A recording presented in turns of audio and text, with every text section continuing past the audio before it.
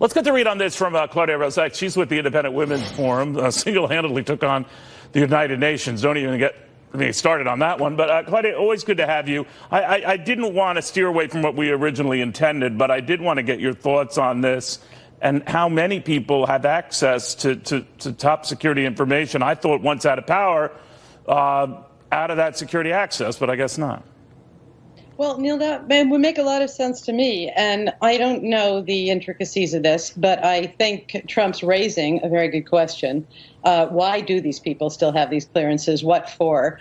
And I think Ted Williams just made a very important point. You don't want to take them away based on personal animus. On the other hand, as a policy, what are we doing? I already think there's an obscene payola that goes with a lot of former government positions. People serve and then cash in to a degree that I think for the average American would be pretty appalling to see in detail. So I think this is a question worth raising. And then add to it the kind of leaking that we've seen and the incredible politicization of the matter of what's classified. You know, speaking as somebody who has no access to classified material, it becomes very frustrating as an American watching these sort of enigmatic, elliptical things from Washington, where it sure looks like this kind of access is being used for partisan purposes. Yeah, whether they're profiting off it or not, which I think was the thrust of what Sarah Sanders was saying earlier on. But let me ask you a little bit about whether, as some of the president's critics have contended, this is all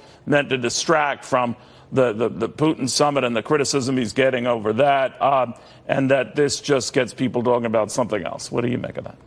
Yeah, well, much as I would have preferred that for the next 2.5 years we discuss nothing but the Helsinki summit, I actually think, look, there's been plenty of discussion about that. I'm sure there will be more. I thought President Trump put on a very clumsy performance there, but I don't think the sky is falling. And I think if you look at what happened on the ground, he has actually made the strongest moves against Russia that we've seen in a very long time.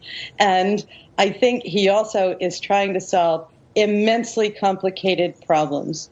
President Obama bequeathed us a very dangerous planet on which there was you talk about collusion between Russia, China, Iran, North Korea. And in trying to defuse these threats, Trump has the enormous problem, real problem. This is genuine. It's not manufactured. Where do you start? How do you do it? Who do you try to hive off? And he's hired superb advisors in John Bolton, in his Secretary of State, Mike Pompeo. Nikki Haley is saying marvelous things at the UN. And I think it's worth at least giving the benefit of the doubt that this is not the apocalypse. So is it a distraction? Actually, I think it's moving on to the next thing. Iran just threatened us with the mother of all wars. That's right. And he responded, you'll suffer the consequences, the likes of which few throughout history have ever suffered before. So this tit for tat just ratcheted up. Just a lot of bellicose words, or is there something more here? Well, there's more here in the sense that Trump actually has done more than, say, Obama did. He has carried out airstrikes on Syria. He has, in fact, stripped ISIS of its caliphate. It's since he became president that's happened.